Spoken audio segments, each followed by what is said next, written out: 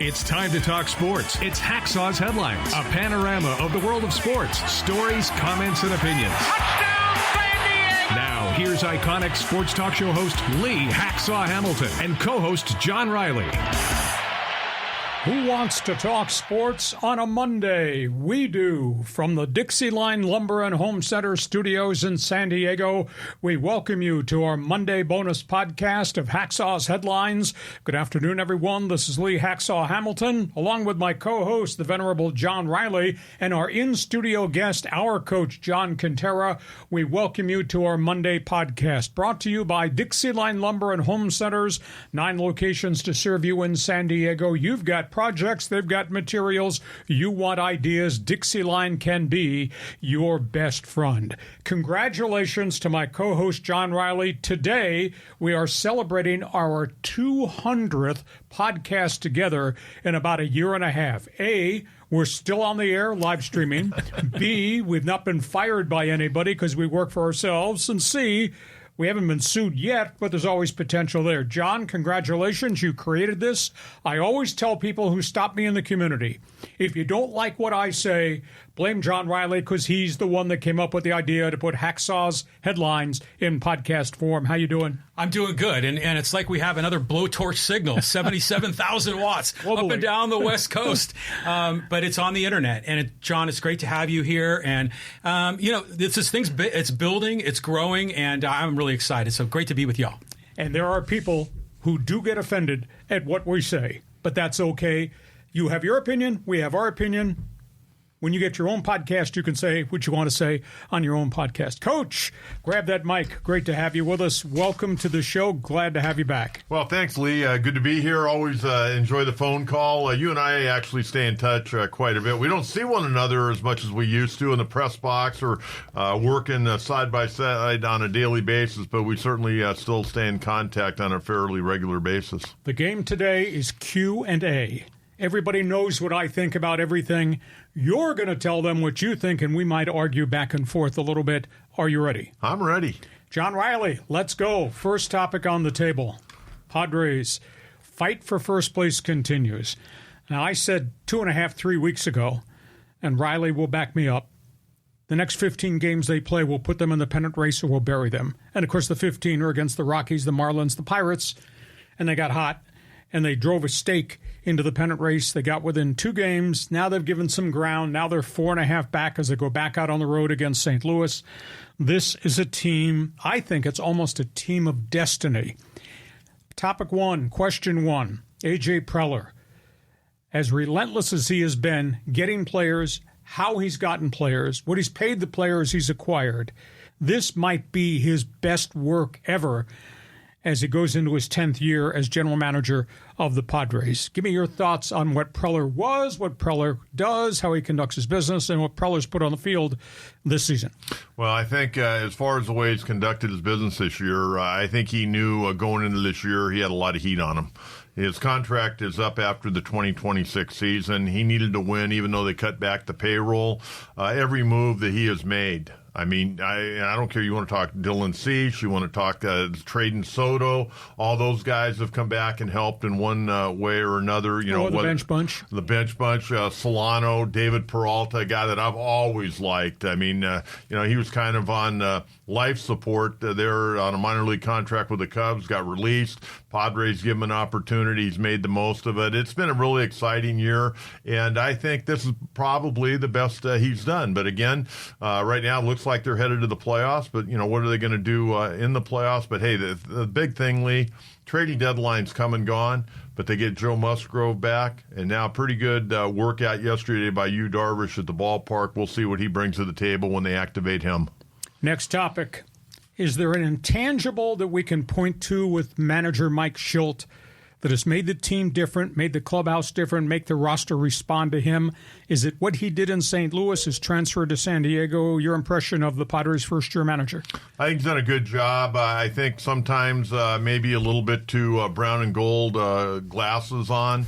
I think he's very thin-skinned. He's had a good run this year, no doubt about it. But there have been some questions, whether you like the questions or not. I think he's a little touchy at times. There are certain things that he said during the year I could see where, St. Louis probably. I can see now, even though I think he's done a really good job, I can see why a baseball town like St. Louis, even though he was winning there, decided to go a different direction. But you know what? The players are playing their tail off for him. They don't give up at bats. They're putting the ball in play. I think he's done a great job. I think the one area where I think sometimes he struggles a little bit is dealing with the pitching staff, and that's a real art. And again, he's getting to know a lot of these guys, but at this point in time, I think, he should have a pretty good idea. I do think this. Sunday's game when Martin Perez gave up that home run and then walked 3 in a row, I think a lot of managers may have let him, being a veteran pitcher, may have tried to see if he could get out of that inning. But Mike Schill was not only managing that game, he was managing his bullpen, knowing what they're not going to have any days off, but he's also looking at the scoreboard. Arizona had already won. The Dodgers were in a dogfight up there against Tampa, and he made the right move, I think, on Sunday. Rosters. Who could have seen this? Ted Williams was the original kid in San Diego, what he became at Fenway Park with the Red Sox. This is the kid 2-0.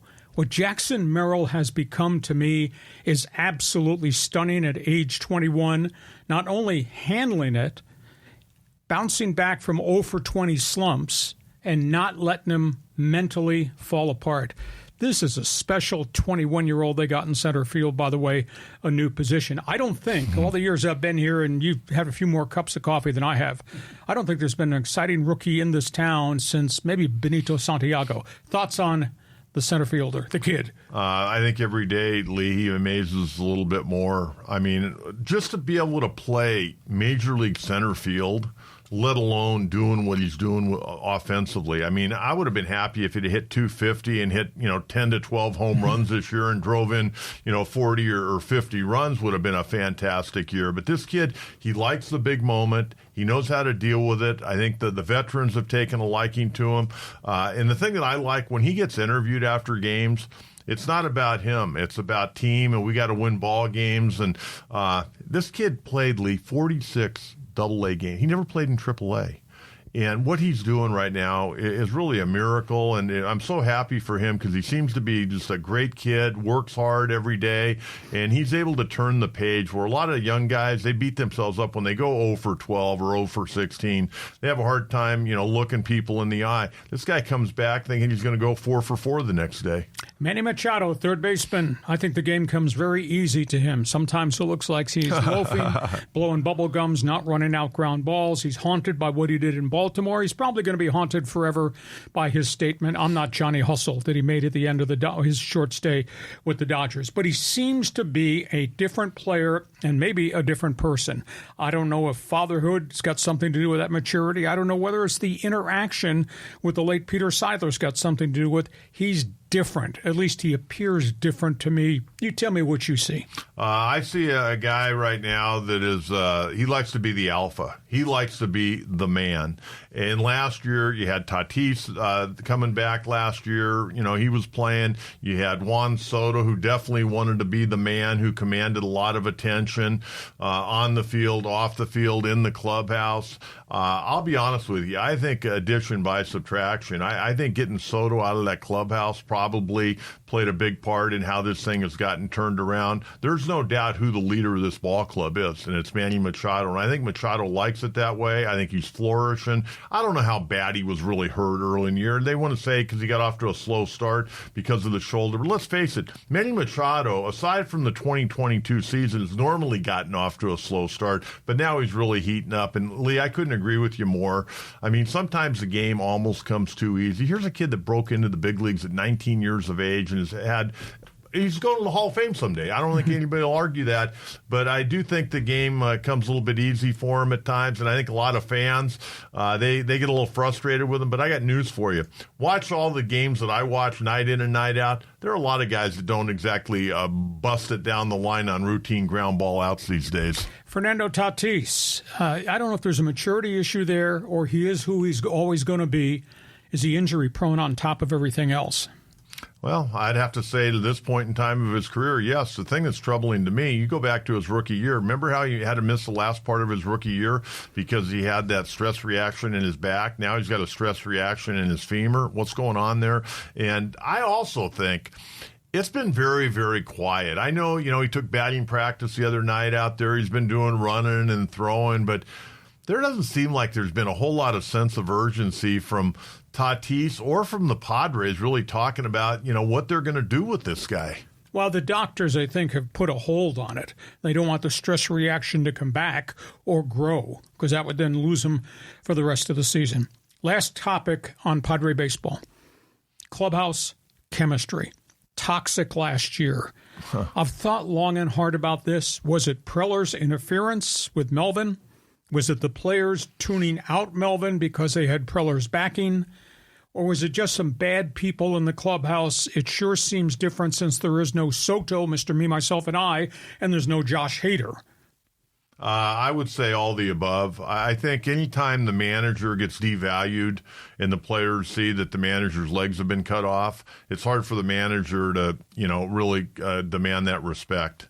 And I think those guys were butting heads. I was surprised Bob Melvin came back for his second year. I thought even though they got to the NLCS, I had heard there were all kinds of problems, and Bob was thinking about not coming back. But I know this because Bob Melvin told me he wanted to come back this year. He wanted to come back, but at the end of the day, AJ didn't want to have him back. And luckily for Bob, he was able to stay in the game because that job with the Giants opened up. But I think all of the above. I mean, Soto drained that clubhouse. Hader was selfish. And to a certain degree, I understand where Hader was coming from, but I don't agree with it. He got his money now and more power to him. But again, I think there were a lot of factors. I think the manager and the general manager button heads, that played a part. But I think Soto was a real problem, more than anybody wanted to admit to. Okay, we do something special on our podcast. When we are done, we give you, the fans, the opportunity to join us. It's called Fans Forum. Jump into the chat box if you got questions or comments on what I said, what Coach John Kentera said. Fans Forum box is open for you right now. They're stacking up like the planes at Lindbergh Field, getting ready to take off.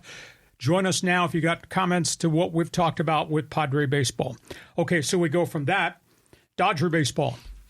Why does everybody in L.A. dislike Dave Roberts across the board, despite all the first-place finishes, despite World Series appearances, despite the ring that they have? Why do they dislike Dave Roberts? They have to be angry at somebody. I mean, I'm convinced that Dave Roberts could go 162-0, win the World Series, and fans would still be pissed because they didn't win ball games by enough of runs. I mean, it's just that way. But you know what? The players love Dave Roberts in that clubhouse. Dodgers are going to be tough because they're getting guys back, and that bullpen's looking a whole lot better. Getting Ryan Brazier back.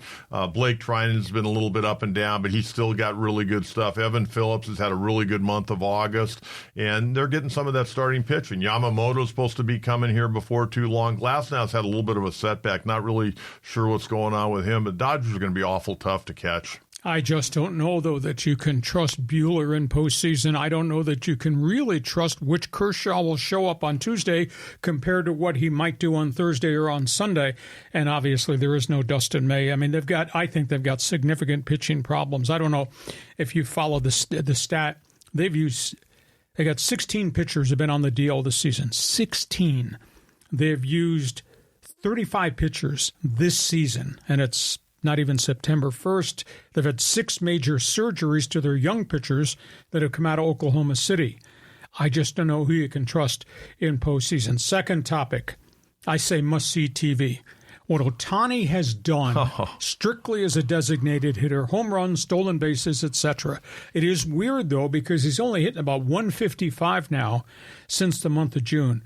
But when he's at the plate, kind of like Aaron Judge, to me, must-see TV. And he took the personal calamity of the loss of $17 million stolen by his personal aide, Mitsuhara.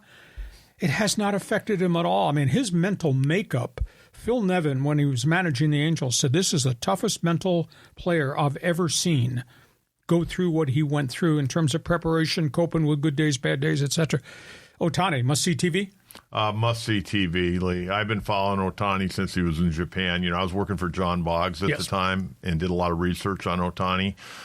Really an amazing human being. I've never seen anything like it. Any athlete I've ever covered, the way this guy goes about his business, the stuff that happened in his personal life, I mean, just total deflection. And he's back at it, swinging the bat well. I agree. He's been a little bit of inconsistent, but I think that's been more of him trying to do a little bit too much with Mookie Betts out. Maybe now that Mookie's back, you may see him, not go up there and flail away. The other thing that's been kind of interesting, he gets really jumpy. When there's runners on base, I mean, he's swinging early in the count. He doesn't really work the pitchers all that much. And I think that's an area where he could probably get a little bit better. But, watching him the other night, I was watching the game when he stole his 40th base and then hit that 40th home run to grand slam to win the ball game. I mean, it's amazing. The guy's a movie. He's a movie every night that he's out on the field. He plays with such exuberance. And what he did in the All-Star game was, I watched that and I said, this guy just loves to excel. Look at how he reacts when he does special things. You know what's interesting, Lee? I got a totally different take on him coming back as a pitcher. I think that, Tommy John surgery or whatever he actually had done, that second one, I think he had to be a closer myself. I'd rather see him be a closer if I were the Dodgers than a starting pitcher, because he can affect those games 3 or 4 times a week rather than once a week on the mound. They'd fix the games at being the DH every other day, too. Yeah, I mean, the guy's amazing. Dodgers are very, very tough, but I'll tell you, postseason, I think the Padres can match up with the Dodgers on the mound. Definitely match up on the mound. I mean, Padres get in the playoffs, they could be a really dangerous team with the starting rotation they have in that bullpen. Okay, you're a Dodger fan. Jump on board. Fans Forum chat box is open. Fill up the slot. Got a question? Got a statement to make? We're here. That comes up right at the end of this podcast. Third topic on the table involves these guys. Nice headline that John Riley put together. Angels baseball. Is the big problem ownership? Is the big problem philosophy? Is the big problem the players they gave money to? Your thoughts on the Halos? Well, I think Artie Moreno, a year and a half, almost 2 years ago, said he was looking to sell the team, and then he took it off the market. I think he had to put it back on the market. His shelf life is over for me. As a kid growing up here in Southern California, before the Padres came into existence, the Angels were my team. That was the first big league game I ever saw with the Angels. Jim Fregosi, Bobby Knopp, and that whole crew. And to watch that organization just go down the porcelain fixture is really, really sad. I mean, I don't really follow him anymore. I think Ron Washington's done as good a job as he possibly could with what he's got. Guys play hard for him. They just don't have enough of talent. And I think ownership has to take a big chunk of it. I saw Perry Minasian getting a contract extension. Great. But how many general managers and managers have they gone through over the last decade after Mike Scioscia got out of there? I mean, a total, absolute disaster up there. Isn't it sad what's happened to Mike Trout? And it's not that he's a bad dude. No. He's just been a victim of a lot of bad injuries, and he's being robbed of what should be the pinnacle of his career, and yet he wants to stay. He's never asked to be traded. No, he hasn't. He's been a very loyal soldier up there. But I don't think Mike Trout's one of those guys that likes being in the limelight. I don't think he wanted to go back, close to his hometown in Philadelphia, be in that rat race, and out here he can kind of hang out. And, it's really sad. We've all been robbed as baseball fans. We've been robbed of what Trout could have done long term, and hopefully he's able to come back next year. But he's missed so much time. It's so hard, Lee, to come back from injury after injury. It wears you down.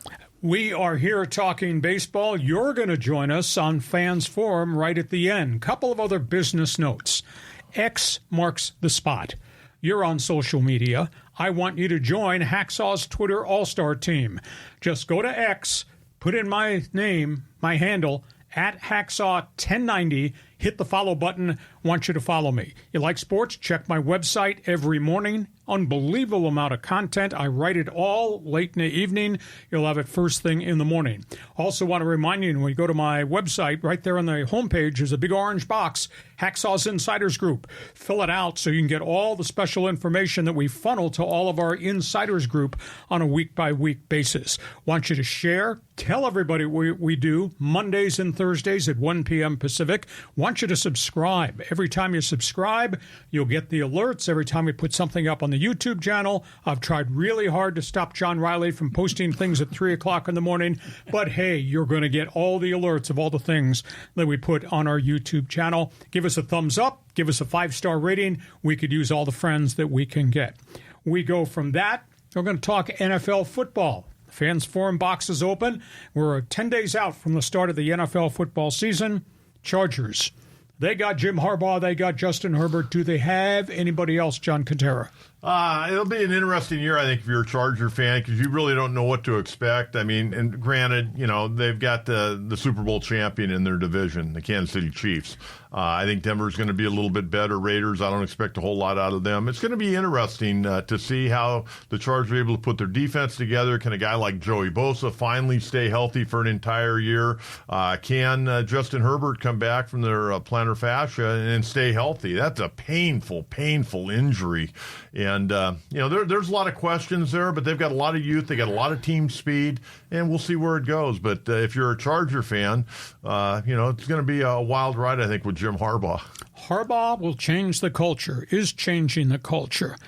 The new general manager is the one that nobody's paid attention to. Joe Ortiz came from a good set of standards that they operated with a very successful Baltimore Ravens franchise in terms of how to find players, how to grow players, how to change the bottom third of the roster. I like Ortiz. First draft looks pretty good, but the street free agents or role players that they like, he's doing the exact same thing in L.A.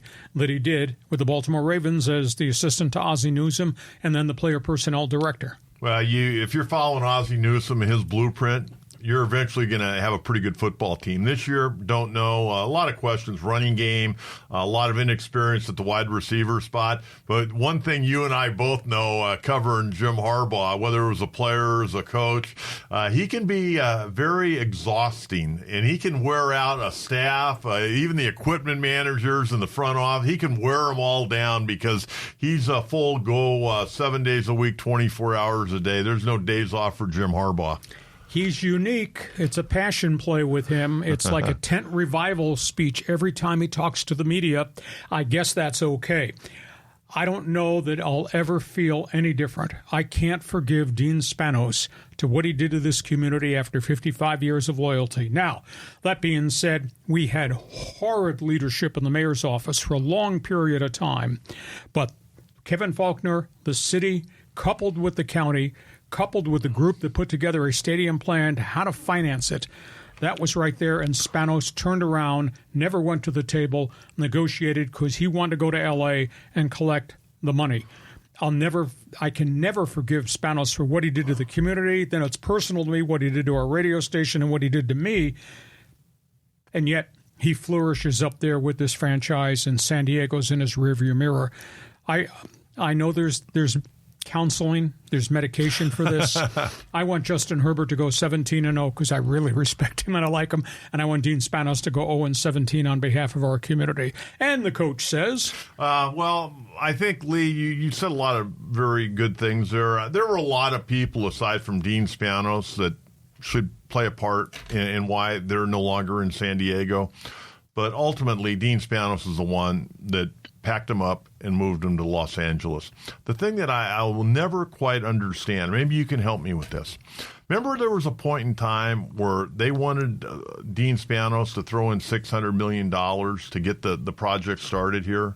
He didn't want to do that. He didn't want to put any of his money in, yet he goes to Los Angeles and has to pay a $650 million relocation fee that I don't think he's even started to pay on yet. So it didn't really make a lot of sense to me, and I realize L.A. is L.A. The market up there, if they ever sold the team, which I don't think he has any plans anytime soon to sell it, would go for more, but I don't know. I just think at the end of the day, a lot of people to blame, but he ultimately is the one that said, hey, we're going to L.A., and, more power to him. Good luck. And hopefully someday, I don't know if it'll be in my lifetime, but I'd sure like to get an NFL team back here. Unfortunately, I don't think it's possible because the land at that site is no longer available at the land at that site because the Aztecs have taken control of the Qualcomm property. The other team, Crosstown. I'm a big Sean McVay fan. He took a team, turned it into a Super Bowl team, got back to the Super Bowl, then it appeared, big rebuild, And all he did the last 2 years when I was projecting he's going to go 4-13 is get him above 500 2 years in a row with back-to-back good drafts. I think he's a really good coach. Well, I think he's a great coach, Lee. And there was a point in time when they were struggling. I thought he may bail out. He had a lot of offers, to jump into TV. And good-looking guy, likes living in Los Angeles. And I think more than anything else, that's why he's still in L.A. He likes living in L.A. He likes the L.A. lifestyle up there. And they paid great dividends to get to those Super Bowls. I mean, they gave up a lot. A lot of draft picks. A lot of draft picks. And he knew. And the front office knew. They knew they were going to go through some tough times. And, I don't know how good they're going to be this year, but I know this. They're not going to be out-coached. They may be out player-wise on both sides of the ball and special teams, but guy's a really good football coach. He's one of the best coaches in the league. Life after Aaron Donald. I think that's going to really be hard. Now, they've drafted well. They've had 2 good drafts in a row, and those kids are all playing and, for the most part, all contributing. But Aaron Donald woke up one day and said, I don't need this money anymore, and I want to get on with my life after a grind of a career. But what a career he had. Had a great career, and I know he was up at Rams camp last week, and I think the defensive coordinator was kind of, hey, you got anything left in the tank? But, I think Aaron Donald, he's a sports guy. He likes going to Laker games. He likes, going to different sporting events and being a part of that. And, what he did, I mean, he's going to be a first ballot Hall of Famer. But think about it, Lee. That guy was getting double and triple teamed for a number of years. And we're still in the backfield. But it does take its toll on your body. No doubt about it. And the final football question as it relates to that city, that market, those teams. Who do you think's winning the fight for L.A.? Rams or Chargers? Oh, I think right now the Rams. I think a big reason why Jim Harbaugh is the head coach of the Chargers is I think Roger Goodell told Dean Spanos, your team's not relevant. You guys got to start winning and put people in the seats that are wearing Charger gear rather than everybody else's gear. And I think that's a big reason Jim Harbaugh came in and got the salary he got. Roger Goodell and the other own, they want L.A. to have 2 relevant football teams. I concur. And this host said that back in January, right after Harbaugh got signed. Because that's what I was told happened. Okay, you're a Rams, you're a Chargers fan, you're an NFL fan. Jump on board, want to hear what you got to say. Fans Forum chat box is open for you. Last football topic on the table as it relates to the NFL, AFC West, what to expect. They got Reed, they got brilliance, they got Mahomes, they got talent, they got a pretty good general manager, Brett Veach. I don't think this thing is ending anytime soon in Kansas City. No, as long as Andy Reid's there, they're going to always be tough. Andy Reid coaches exceptionally well. Not only that, players like playing for him. And you got Mahomes. I think the wide receiving core a year ago, I think, wasn't all that great. I think this year it's going to be pretty good. Kelsey, we'll see. Everybody said he had a bad year last year. You look at his stat, they weren't all that bad. And they got Travis Swift out of it, too. Or Taylor Swift. Yeah, and again, where is his head from one day to the next? There's a lot of paparazzi and all that. But, the defense last year for me with Kansas City was a lot better than I anticipated. They may take a little bit of a step back, but they still ought to be pretty good on defense. Sean Payton's accomplished a lot. Some of his best work was New Orleans, Drew Brees. He looks like he's accomplishing an awful lot with the rookie quarterback from Oregon, Bo Nix. They're finally healthy at running back. They got 4 healthy receivers for the first time in a group of years. I bet Denver is going to be better than anybody expects. And what do you think about Bo Nix and Sean Payton's linkage? Bo Nix, I got some reservations about him. I know Jared Stidham is there. Bo Nix is an older rookie quarterback. That may help him a little bit. We'll see. But, the one thing about Sean Payton, and I think you bring up a good point, he does a really good job of working with quarterbacks. And Bo Nix has come in, worked really hard. Of the quarterbacks that came out last year, he wasn't like one of my top 2 or 3 quarterbacks, but he's had a really nice preseason. But as you know, from all the years you're around the NFL, once a week 1 comes, they start seeing things more than just a vanilla defense. Concur. Raiders. I would have never thought the ex-general manager of the Chargers, Tom Telesco, would show up wearing silver and black, or as I refer to it as silver and bleak. And it's his team. Now, he's got a volatile, loud coach in Antonio Pierce, but it's Telesco's roster to select. I don't know that they have the right quarterback in Garrett Minshew. They lost the top running back, Josh Jacobs, who went to Green Bay. Got great skill. did make a great acquisition in the Miami defensive tackle, Christian Wilkins. Now Max Crosby's got somebody alongside of him. I think there may be another Telesco draft away from adding a complete group. Are you shocked the ex-Charger guy would put on Raider colors? And what do you think the Raiders are going to be like? No, I'm not shocked. Another opportunity. It's kind of funny. After Tom got let go by the Chargers, I saw him at the Holiday Bowl. And we've all, it seems like every year at the Holiday Bowl, we get into this long conversation. And he, first of all, personally, I really like Tom Telesco. I think he did a good job as far as getting players into the Chargers. Now, what the Chargers did hiring coaches, and I think that probably was above his pay grade, to be honest with you. They always want the cheap route. I'd love to have seen him work with Jim Harbaugh and see what he could have done, but it didn't work out that way. I think Telesco's a really good personnel guy. I'm not sure Antonio Pierce is a long-term guy over there. I mean, he and along with Herm Edwards are a big reason why Arizona State got in all the trouble they were, but that's college football. Antonio Pierce came in last year, got everybody rallied, but now let's see how he's able to get through a 17-game schedule. And again, I think Telesco will do a good job. It'll probably take him another year. I don't see Antonio Pierce being a Tom Telesco type of guy, to be honest with you. Concur. No NFL season starts this way.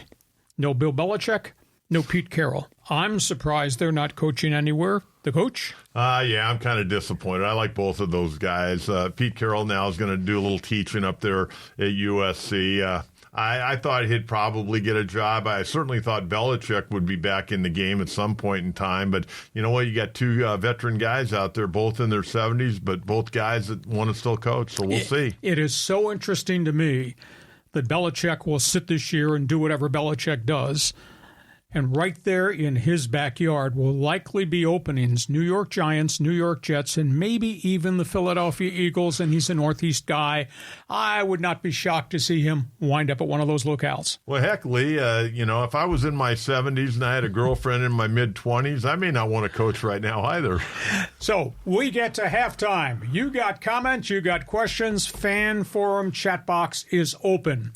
This podcast is brought to you by DIXIELINE Lumber and Home Centers. 9 locations to serve you in San Diego. John Riley introduced me to DIXIELINE. You ought to see John's man cave. There's so much DIXIELINE stuff in there. You should see my windows and doors. I got my stuff at DIXIELINE. John, what do you like about them? Good guys, been in San Diego for over 100 years. And if you're a contractor, homeowner, they'll help you out. And one of the great things they have is they have a drive-through lumberyard. So you can just bring your truck in. They'll load you up. You don't have to schlep like a cart into a big box store. They'll load you up. You'll be on the road, and they make it easy for you, especially for the contractor. These are the people we recommend. If you've got projects, they've got materials. If you want ideas, use them as your consultant. DIXIELINE Lumber and Home Centers. And before we go to the second half of our Monday bonus podcast, couple of reminders, business notes, X marks the spot. Looking for you to join my Twitter All-Star team. Just go on X social media, hit my handle at Hacksaw1090, hit the follow button. Want you to join me so you'll see all the things that I post on Twitter. We want you to read my website every morning. It's written, it's there. You give me 5 minutes, you'll know everything there is in the world of sports. Just go to LeeHacksawHamilton.com. And also right there on the homepage is a big orange box. Fill that box out with your information. Become part of Hacksaw's Insiders Group. We want you to share. Tell everybody what we do on Mondays and Thursdays at 1 p.m. Pacific. We want you to subscribe. Therefore, you will get all the alerts every time we put something up. And we put a lot of stuff up on our YouTube channel during the course of the week and the weekends. Give us a thumbs up. Give us a 5-star rating. That'll help us a lot with John's algorithms, I believe is what he says. So algorithms. I was close. Hey, I cut class the day they taught that stuff. Everyone drinking uptown. But listen, join us. Hope you enjoy our Monday bonus podcast. We go on. College football. Big debut this weekend. San Diego State Aztecs. They open this week. We got that to talk about. We got the Pac-12 to talk about. And then we got the way the NCAA is operating. I like Sean Lewis. Sean Lewis's resume. John Kentera speaks for himself. What really disappoints me and bothers me is they lost so many players in the transfer portal because everybody was tampering with the Aztecs. They got a lot of players, so it's a brand new team, new coach. Obviously, it's a new playbook. And the other thing that really bothers me, where the hell are all the displaced Charger fans? Nobody who is a Charger fans put their arms around San Diego State. And under Rocky Long, Brady Hoke, for the preponderance of years, has been a pretty good product. I'm really disappointed. The no-shows, the empty seats, Snapdragon Stadium, and the declining season ticket signings. Just don't understand football fan in San Diego. Coach, the floor is yours. Well, first of all, regarding the tickets situation, Lee, I think you go back 2 years ago, they badly overpriced those tickets right from the get-go. It was a complete money grab, okay? No question about it. They've dropped the season tickets and regular season game ticket significantly. Hopefully that's going to bring people back. Hopefully Sean Lewis bringing this fast-paced offense in here, that'll get San Diego fired up. You got to remember, San Diego football was bred on Sid Gilman and Don Coryell back in the 60s, okay? And that's what a lot of people grew up with. And San Diego State hasn't thrown the ball all that well or all that often in the last decade plus, okay? I think a lot of people are going to be willing to come out and sample this product. I like Snapdragon Stadium. I'll be honest, I'm very excited about the game on Saturday. I'm planning on being in the press box and enjoying it. I have no idea what I'm going to be watching against Texas A&M Commerce, okay? Who knows? I mean, you got a freshman quarterback, Danny O'Neal. You have no idea. Nobody knows how this team is going to perform. And you talked about the transfer portal. Yeah, they lost a lot of players, but they brought in 48 new bodies. We'll see of those bodies. They got to be a little bit better at the wide receiver. They had like 2 or 3 pretty decent receivers last year, but they couldn't get them the ball. I think they'll be a little bit deeper there. I think the offensive line is probably a definite work in progress, even though they got 3 of their 5 starters back. But defense, I don't know if they're going to be able to stop anybody on defense. We'll have to wait and see on that. I don't know if anybody's going to be able to defend what they run, because what they run is unbelievably different. You can't put a defensive package in and cope with what they run. If you go back and if you Google and you saw what he did the first half of the season at Colorado with Shedeur Sanders and how fast tempo and how good their athletes were getting the ball downfield, you go back and look at what he did with Kent State, and Kent State was face down on the gutter when he got there. And within 2 years, they were averaging 600 yards a game moving it. What he did at Bowling Green, what he did at Syracuse. And I think these defensive coordinators in the Mountain West Conference are going to have a heart attack trying to figure out how to slow this thing down. And I think they're just willing to outgun everybody. Well, that very will be the case. I think fans in San Diego, they'll love it. If it's 48-47 and the Aztecs win and a game-winning field goal at the gun, they'd love that. But again, they were picked to finish 8th in the Mountain West Conference. We have no idea how good they're going to be. Are they going to be a 500 team, or are they going to be another 4-8 team, or an 8-4 team, or 9-3 team? We have no idea right now. And you know what? The coaching staff doesn't either. I concur. The death of the Pac-12. I'm so offended at what USC and UCLA did to a conference that had been here since 1915. And when they left, then there's so many mistakes made by the presidents of the university, who they hired to be the commissioner, what he was supposed to do didn't get done. Then Oregon and Washington had to leave because they were facing a loss of enormous amounts of TV money. Then Cal and Stanford made what I thought was unbelievably stupid decision to go to the Atlantic Coast Conference. How's that fit? And you got the 4 corner schools wound up going to the Big 12. I mean, we have no more Pac-12. Is SC and UCLA the enemy for the death of what was a proud conference? Well, I think Larry Scott, the commissioner at that point in time, who turned it over to Kalivlikov, I think Larry Scott let this conference get away. You know, he was making big money, really didn't do anything significantly. You know what? USC is a private school. They can do what they want. I talked to a board member that was on the committee to allow UCLA, and the person called me and asked me my opinion of what I thought before the vote. And I go, let me ask you this. Aside from money, why would UCLA want to go to the Big Ten? They go, strictly money. And it was all about money. They sacrificed not only their football and basketball programs, they really wrecked it for a lot of kids in other sports as well. I mean, this is mind-blowing. It'll be interesting to see how long this thing actually lasts. I could see this thing blowing up, after 4 or 5 years, and I could see the Pac-12 getting back together again. Maybe not all of them, but a portion of them. This is going to be awful exhausting the travel, the missing of school for the non-revenue type sports. I mean, basketball, I don't think Mick Cronin's happy at all about what's going on basketball-wise. And football-wise, you're going to have a few longer trips, but you go out on the road in football anyways. But that's still going back to the Midwest, and that's going to be awful tough and taxing. It's going to wear your team down as the season goes on. UCLA, 22,000 miles for 6 road games. USC, 21,000 for 6 road games. And I know you're excited. You're going to definitely get on a plane and follow the volleyball team when they go play Rutgers in Piscataway, New Jersey. Oh, absolutely. And, even then, think about this. And I haven't looked at UCLA and USC schedule all that close yet. But, do I really want to watch USC play Indiana or UCLA play Minnesota? Seriously. It's really wrecked college football for me. Speaking of being wrecked, NIL, transfer portal. Turn your stomach upside down. The NCAA's got to get control out of this. I think they will within a year and a half with an antitrust exemption from Congress. But this thing is so out of control. It's why it's driven the Nick Sabans and the top 4 veteran coaches in the Mountain West Conference away from the game. Lee, the transfer portal's killing athletes all over because the kids that go into the transfer portal, not all of them are getting picked up. And that's their choice, okay? You got to learn to fight for, a position. Just because you're not number 1 on the depth chart doesn't mean you can't work your tail off and jump over that guy, or if injury comes up and you jump back in there and get your opportunity. But what's really happening, and people have not talked about this, in all the different sports, not just football and basketball, it's affecting all the sports because what's happening, coaches now are recruiting the transfer portal and they're not recruiting high school athletes, and that's going to be a real problem. I think it's all going to change, I bet, within a year.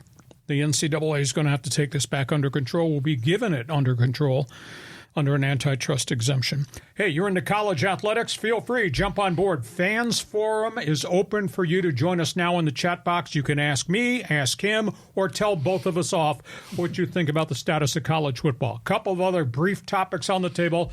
Let's talk hoops. They got LeBron. They got AD. Lakers. Do we really know how good they are?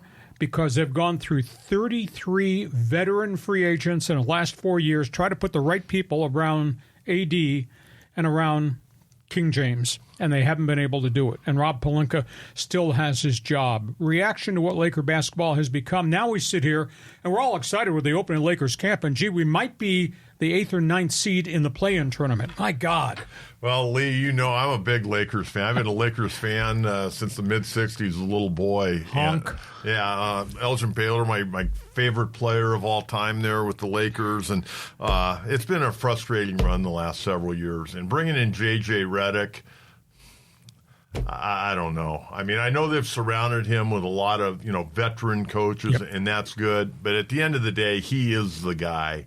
And, LeBron's still an amazing athlete, whether you like him or not, or like his politics or you don't. The guy's an amazing athlete. Anthony Davis played really well last year and really, for the most part, stayed as healthy as he's ever been in his NBA career. But they've got to surround him with more and more talent, and they got to be able to shoot the ball from the perimeter a little bit better. Defense, they were okay, but their long-range shooting, they need more than just LeBron James casting off from behind the arc.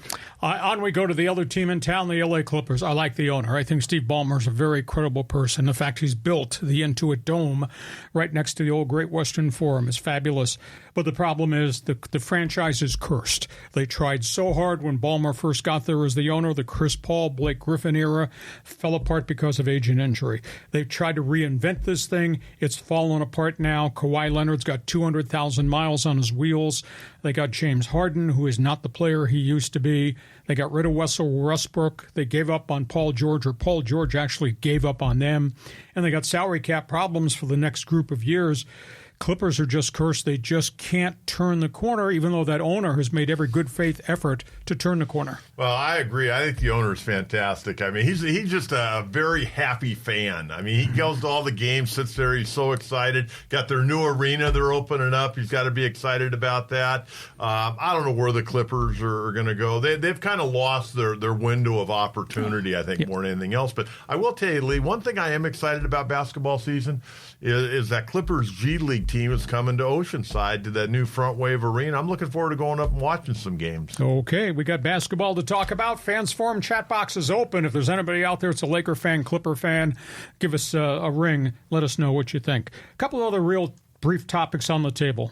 Soccer, San Diego, great soccer following. And by market, Tijuana, San Diego, Mexico, Southern California. So we got MLS coming a year from now. Got the San Diego Wave that was welcomed with open arms, though they've faltered a lot recently. You still have the great champion San Diego Soccer's indoor game, but that seems to have fallen off the radar, sadly, although they're moving to their own indoor facility up in the North County. John, you're a soccer fan, having worked a little bit with the indoor team. Your reaction, MLS women's program, going to work in San Diego to the point it's a raging success, or was that just a snap reaction thing that said, hey, that's pretty cool, and what else am I new? Well, I'm looking forward to the MLS franchise. Of course, they'll be starting in 2025, and they'll have the MLS supplemental draft, and they're gonna put together a good team. We'll wait and see who ends up being the coach. There's talk that Bob Bradley would be the coach, but that hasn't been official. We'll have to wait and see. But I am excited about that. It's long overdue, quite frankly, for this market. And San Diego Wave FC, they're going through a tough time right now. I mean, they decided to let Casey Stoney go after giving her a contract extension just a few months prior to that. They weren't scoring goals. They brought in Paul Buckle briefly until the Olympic break was over. And now Landon Donovan, they won that one tournament game, and then they got beat over the weekend 2-1. They've got a lot of work to do, and I don't know if Landon Donovan could be the coach long-term with the Wave FC or not. We'll have to wait and see kind of how they finish up and if that's what he wants to do, because he does have a lot of opportunities. And as far as San Diego Soccer's, I think, having been the president, vice president of operations, general manager for 6 years to that organization, we had great success.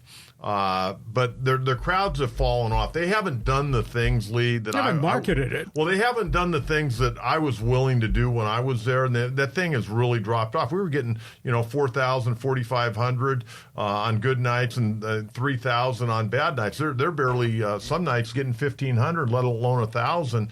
And I think getting to this new arena, it will save them a lot of money because it wasn't cheap playing at Pechanga Arena. I can tell you that. I'm excited. It's a good product. Indoor soccer is a lot of fun, especially if you're up there close. And not only that, the guys that play it, they're playing it because they love. They're not making big money, but they're good about signing autographs, taking pictures with a kid. It really is a family-friendly event, and I think having their own building is just going to add to the lore of the San Diego Soccers. Final topic on the table, the war, the Civil War, PGA, LIV. Part of me is aghast that all these marquee players would take blood money from Saudi Arabia to jump to the LIV. The ones that left behind, there's been another wave of young guys that have grown, but they're not to replace the Koepkas and the Dustin Johnsons and the DeChambeaus and the great veteran that was Mickelson who left. The TV ratings are on the floor. PGA has lost like 30% of its TV ratings for all their events.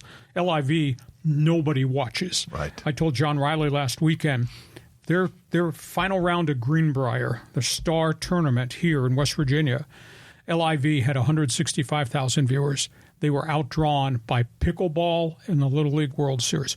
They're not on anybody's radar. And now there's these merger talks that are going on, and they've talked for 2 years, and they can't get a deal done. I've been told that the veterans, the Xander Schauffele's and the Scotty Schefflers of the world, and to a degree, I think Rory McIlroy, they want this thing solved. They want a merger. But they're not going to let those guys who got all that guaranteed money and violated their tour cards, they're not going to let them come back without some form of entrance fee to pay your way back in or a penalty. So, John, you and I have walked the fairways at Torrey Pines, and we love that tournament. It's got great history and legacy. But your perception of where the PGA is and how do you solve this LIV war? Well, we're talking about Dean Spanos ultimately, taking the Chargers up to L.A. I think the PGA played a part in it. I mean, I realize the LIV Golf Tour gave a ton of money, and there are a bunch of guys who were willing to take that easy payout to go, get guaranteed money without having to win a tournament. But, I think there were a lot of things that led to that. I think there was a lot of frustration about maybe the way PGA was being run. But now, neither side is winning. Oh. Neither side is winning. And I'll be honest with you, Lee, I watch golf very little now. Because I don't know from one weekend to the next who's playing in what tournament. And it's just not as fun as enjoyable. You don't have those great matchups coming down the 15th, 16th, 17th, 18th hole on Sunday to where you want to sit on your rear end and watch golf. And I think, people that like golf, I think they want to go out and play golf rather than watch golf because I think they're all frustrated with what's going on right now. I think there probably has to be a penalty. But again, at the end of the day, those guys are all independent contractors the way I see it. So I don't know. There might be a meeting of the minds and figure it out. But I don't think you're going to solve it. If those guys come back, there's going to be a certain percentage of the guys on the PGA Tour that are going to be angry. I think so, very much so. All right, those are topics on the table. We've told you what we think. We want you now to join us in the chat box because John Riley's favorite segment is coming up next. It's called Fans Forum. A reminder, this podcast brought to you by DIXIELINE Lumber and Home Centers, 9 locations to serve you in San Diego, and the new one that's opening up in Orange County. Fix it. Build it. You will enjoy it for 2024 at DIXIELINE Lumber. John, just briefly explain to everybody that's with us on the live stream how they can jump in at the last minute here and join us on Fans Forum. Yeah, if you got a question for Coach or for Hacksaw, just type it in the live chat on Facebook, X, or YouTube. We'll get you involved. There's so much love right now in the chat box to see the two of you guys together, and we're gonna go and break it all down. As I wrote on X early this morning, Sports Talk Radio on live stream, the way it should be bleeping done. That's what we do here. Well, we try, Lee, more than anything else, we try to get good information out to the people. That's one thing we've always tried to do. Okay, here we go. Here comes Fans Forum, John. Ready, set, go. Okay, let's go here to Greg to kick us off. He goes, Lee, I'm surprised that any of the NFL's struggling franchises are not considering relocating to San Diego. Any thoughts on expansion or another team coming to San Diego? Thanks for a great show. Thank you, Greg. Plain and simple, there's no place to play. That's the biggest issue. We have no plot of land to build a new stadium, and who would pay for the new stadium? The formula that could have kept the Chargers here was city-county contribution of like $375 million apiece, Spanos contribution of like $360 million, the NFL G3 fund contribution, which was in excess of $350 million. That could have been the $1.2 billion, and Spanos never went to the table because he always wanted to go to the city of Los Angeles. Now that land is gone. The stadium is gone. Snapdragon Stadium is not an NFL-ready stadium by any stretch of the imagination, and to build a new stadium, you have to find land, and then you have to pay for that. And there's nobody to relocate. Jacksonville is got this extension for massive renovation. Buffalo is building a brand new stadium across the street in Erie County in upstate New York. There are no franchises to be had, and I don't see the NFL expanding, and the expansion price, John Kentera, would be unbelievably high on top of what you have to spend to build a stadium. So I don't see it happening in the next 5 years, 10 years. Lee, it's the same old theory. Same thing with the land down in Midway, okay? You're not going to get an NBA or NHL team without an arena, okay? An arena's not going to be built unless you're guaranteed an NHL or NBA team. It's the same thing with football. They're not going to come unless there's a stadium, and the city's not going to be able to get anybody until they build the stadium. It's that simple, and that's where we're at right now, unfortunately. Greg, sorry for the bad news, but you asked. We just gave you the answer. Next question, John Riley. All right, next question. Let's go here to Chris. He goes, saw Coach and John, everyone into the pattern. Coach, I remember calling into your show at 11 o'clock as a teenager, and I'm 48. Pete Carroll back at SC. My question is not if he will coach again, but why the hell are you, Lee, not teaching a motivational sports class, damn it? Well, we should get somebody from San Diego State to invite us in as guest lecturers.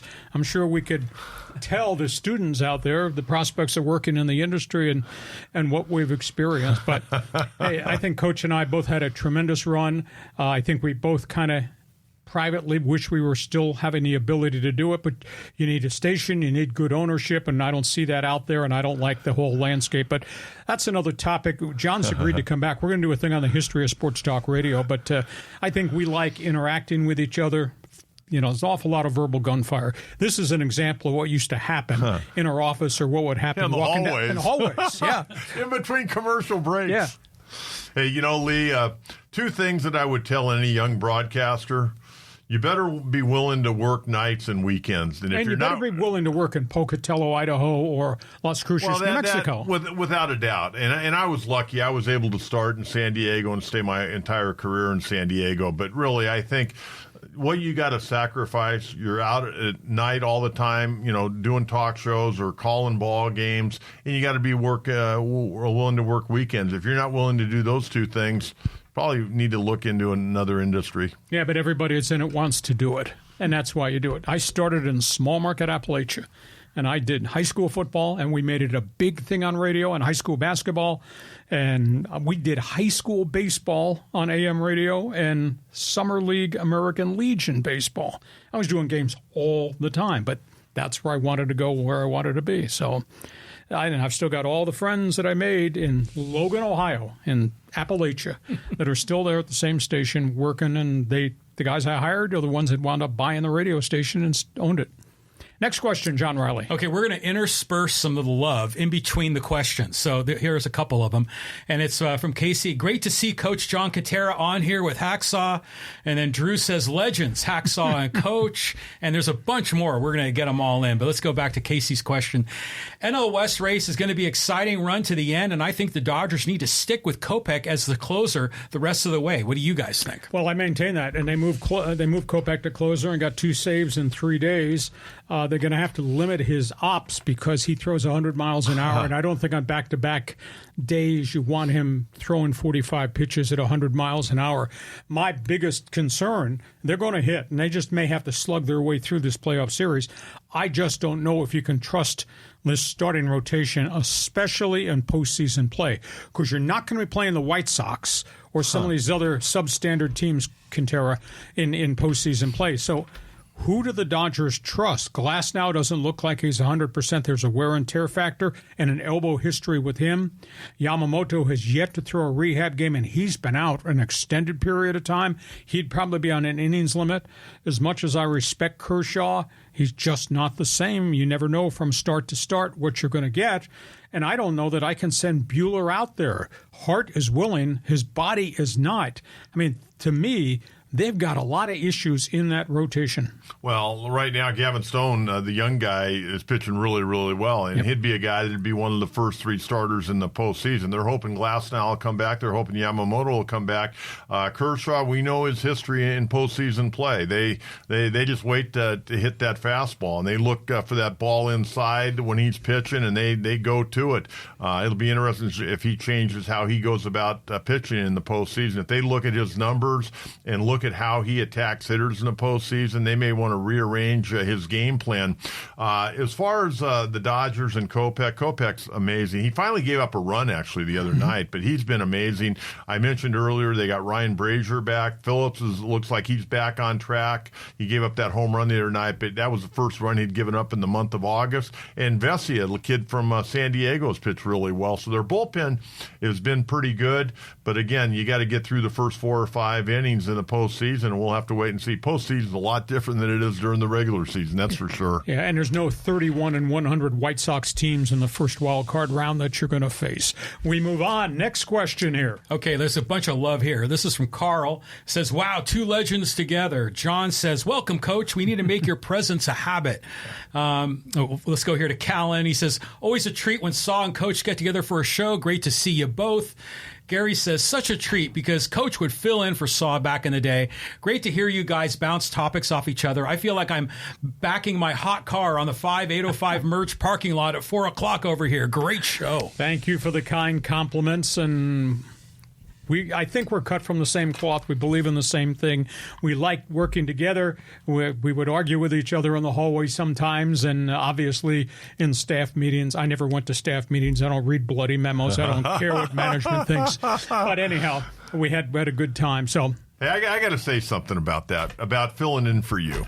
When I first started, I started on the high school show in 1990 on Saturday mornings, and it became really popular. We moved it to Friday nights in 91, and then I started doing fill-in shows mostly for Steve and Chet, and, I was doing Aztec basketball and doing more and more. And as I was gaining knowledge and experience, every once in a while, I'd fill in for Lee. And then when Lee would go on a vacation, I'd get an opportunity to fill in for an entire week. And Lee, I never told you this. I'll tell it to you right now. It was always a great honor because I knew all of Southern California was listening, and it really enhanced my reputation as a talk show host, being able to, be the guy filling in for you. And it was, to this day, I'm very honored because I took a lot of pride. That drive time show in those days on 690, I took a lot of pride in knowing what you'd done and, tried to live up to what you'd expect out of it. And management got to the point where I was the only guy that got to fill in for you. And that's a feather in my cap to this day. Thank you. I think the most unique thing, the first time I met Peter Seidler, and of course he had come from the Dodger hierarchy, the Dodger family, and I had never met him. And at the introductory press conference where he was announced to be the majority owner coming in with Ron Fowler, he came up to me at the end of the press conference and said, "Hacksaw." He shook my hand. He said, "I listened to you all the time when I was in Los Angeles." He said, "I couldn't wait to get out of the office to make sure that I was on the 405 at 4 p.m. in gridlock so I could hear the best 15 minutes of radio." That was absolutely funny and stunning. And then he said, when you went to Sirius XM, after I had been bought out twice by 690 and then 1090, and went to Sirius XM, and I did 3 years of weekend shows on the Home Plate Baseball channel. He said, "I'd be on the freeway, and I'd be listening to the Home Plate channel because I wanted to hear what you had to say nationally." He said, "You sure did incite Yankee and Met fans and Dodger fans and Giant fans a lot." So that was so cool to see somebody of this magnitude say, "Hey, they're listening to this loudmouth out in San Diego do sports talk radio." Well, 690 was a legendary station, Lee, and there'll never be anything like that on the West Coast again. It was a unique cast of characters. I mean, all of us guys on that station were everybody's a little bit different, which made it good. We didn't always agree with one another. Like we used to get in some pretty interesting arguments in the hallway. We're going to talk about that. We're going to do a special show just on the history of sports talk radio. So save the good stories for that special show. Okay, John, next topic on the table here. Let's move on. And there's still so much love here, but let's go here to Tim. And he says, "Lee, Coach John, if Tatis and Darvish come back, can this Padre team really do some damage?" Oh, I totally think so. I think there's an intangible, and we haven't talked about it, John. There's an intangible of why the Padres have 33 come-from-behind wins and 8 or 9 walk-off wins. They, as a batting order, don't strike out. They always put the ball in play, whether that's Luis Ariz swinging at everything in this area code, whether it's a strike or not, and getting base hits, or the kid, too, Jackson Merrill, with a critical long ball, what Machado can do when he gets hot, what Profar's done in a career season. They don't strike out. They don't kill rallies. They always put the ball in play, and all kinds of weird things can happen when the ball is put in play. I think that's an intangible that nobody pays attention to. I know you're a stat junkie and a stat geek and OPS and all that razzmatazz. But so you got that, and obviously you got, if this starting staff can be frontline healthy, man, they got four or five real trustworthy starters, and there's 7 deep in the bullpen that I will trust for the most part as long as they're not overused. But I think the lack of strikeouts to me is a big intangible. Well, I think you got to give Victor Rodriguez, the hitting coach, a lot of credit. He got these guys to buy into that. Lee, when I was coaching college baseball and high school baseball, there's nothing that upset me more than strikeouts. As a player growing up, back in the 60s and 70s, when you struck out, it was an embarrassment when you had to walk back to that dugout. But now baseball's allowed the strikeout to be a big part of the game. Well, the Padres have eliminated that this year. I mean, they're the least team that strikes out the least in baseball right now. They put the ball in play. When the ball's put in play, you may hit into a few more double plays because you're putting the ball in play. But you know what? I'll take my chances on that. But, to get into the question regarding Darvish and Tatis, I think this team, if they get them back and they're who they're supposed to be, great. That's a big shot in the arm. But at the end of the day, whether or not those two guys come back and are effective or not, this team is really pretty good, and they've got a good chemistry.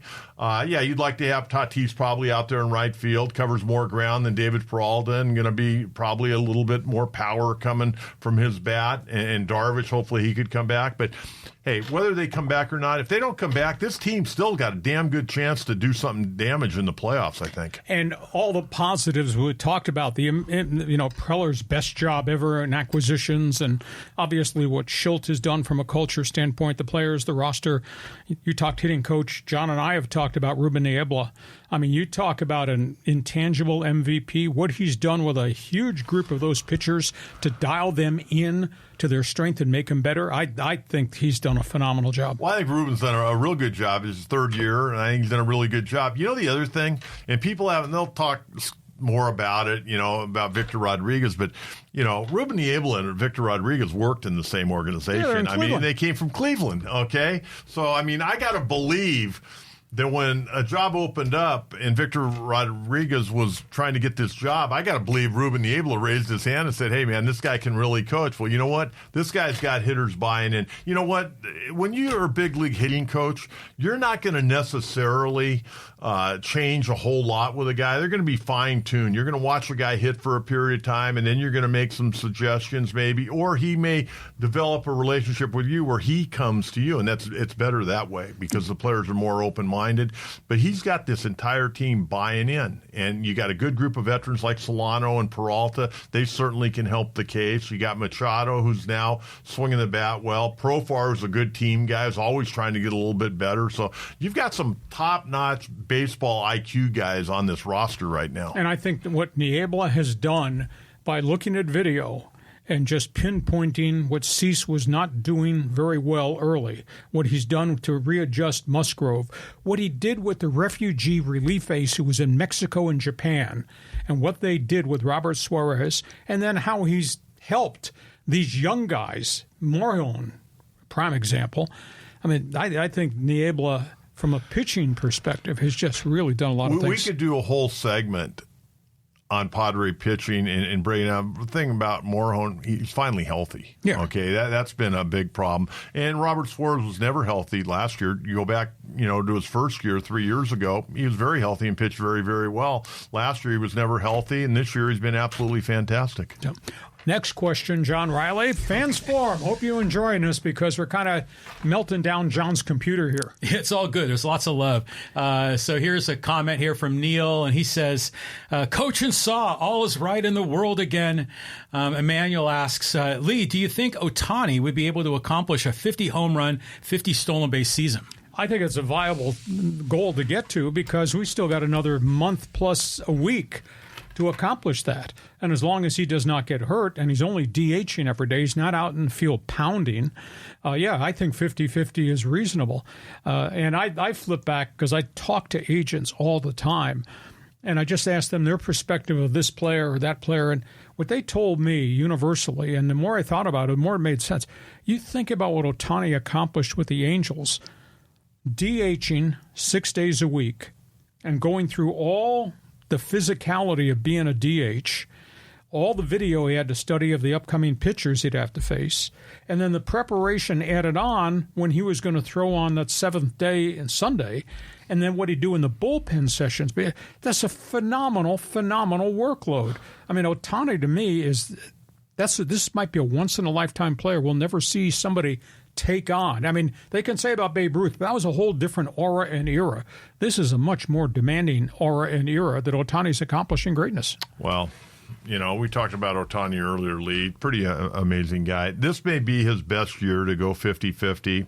And the reason I say that, being a stolen base guy, it takes a toll on your body. Now, the thing that I like about Ohtani is that he goes feet first. And he knows how to slide properly. He's not going head first. He's not putting his fingers and hands and neck and face exposed and going into the head first. I don't know why guys dive head first, to be honest with you. Going back into the bag's one thing, but going full speed, head first, you're an IL move waiting to happen, in my opinion.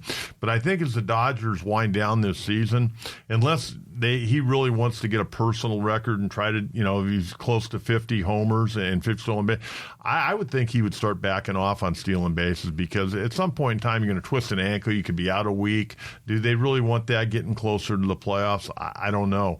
But the factor, and I don't want, they talked about this with Acuna Jr., you got that new rule where you can only go over there twice. That's obviously played a part in why the run game has come back. And I don't want to diminish Acuna or Ohtani, but it wasn't the same for, Ricky Henderson or Lou Brock or Maury Wills in the day. It's a different game now. So some of these numbers are, I don't want to say watered down, but they are a little bit skewed, I think. Okay. We move on. Fans Forum continues. You got questions. Man, do we have a few people here? We just might be here till Tuesday night. Yeah, we'll be here for a while. Callan asks, he goes, if time allows, I'd love to hear some stories that Lee and Coach can share from their time at 690. I was too young to remember 690, but loved each of your time on 1090 and 97.3. Okay, well, I would like to save the real juicy stories when we do the whole segment. All I'll say is we worked for a very unique owner, John Lynch. John Lynch Sr. He is the father of the legendary NFL safety Hall of Famer John Lynch Jr., who's now the general manager of the 49ers. I was the first hire.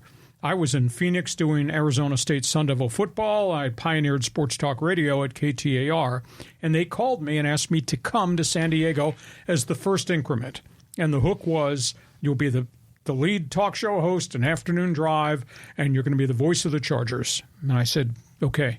Well, we worked for a guy that was a visionary, and he had this idea of sports talk radio, even though he didn't have any baseball play-by-play, and usually baseball play-by-play is the foundation for a sports talk show. He tried. Well, he tried. But he had this vision, and he put it together, and I laugh now because I have great respect for what he did, the risks he took financially. It's a very expensive format to run. But I also laugh, the all-star lineup they put together wasn't by any damn blueprint. They just kind of stumbled into it. They stumbled into him as a high school guru. And maybe John wasn't polished on radio, but John was damn good. And they stumbled into Jim Rome. They didn't know what he could become. And they stumbled into the mixed bag of Hartman and Chet Forty or Hartman and Philly Billy. And it just kind of came together. But John Lynch was a visionary, and he's had a longer relationship with John Lynch Sr. than I have, and I got great regard for the man, what he did. Was your first day officially at August 1st, 1987? It was. Well, I was working there prior to you, but I wasn't necessarily on the payroll. My actual first start date, even though I'd been there since March, my first day full-time, August 1st, 1987. So you and I actually officially started on the same day, even though I was there a few months earlier. We walked in the door, and at that time, it was 69 extra gold. That's right. It was rock and roll Wolfman Jack radio. And I felt, holy cow, did I make a mistake doing this? Bloomin' Harrigan in the morning. It was 69 extra gold, rock and roll from American Graffiti days, and we were the only two guys outside of the owner who was a sports fan, and we were like in a closet by ourselves, and nobody wanted us around and didn't want to work with us because they knew as this thing took off that the rock and roll format was eventually going to go away. But I'll tell you what, I had a great time with Wolfman Jack. He was my lead-in. Yep. His name was Jack Smith. And Wolfman had an entourage like you wouldn't freaking believe, and they brought all this food in every afternoon, and he was doing American Graffiti from the movie, that music, those people. It was really different. Well, that's when he came to the station, but a lot of times he did the show from his home in Los Angeles. But we would have to call him to make sure he was up, ready to do the show, because he slept in until early afternoon. So it was unique. But we'll save the rest of the really juicy stories because there's some real cool stuff that we'll tell you about. John Riley, next topic. Okay, we got some more love here. This is from Frank. He says, great to see Hacksaw Coach still bringing it.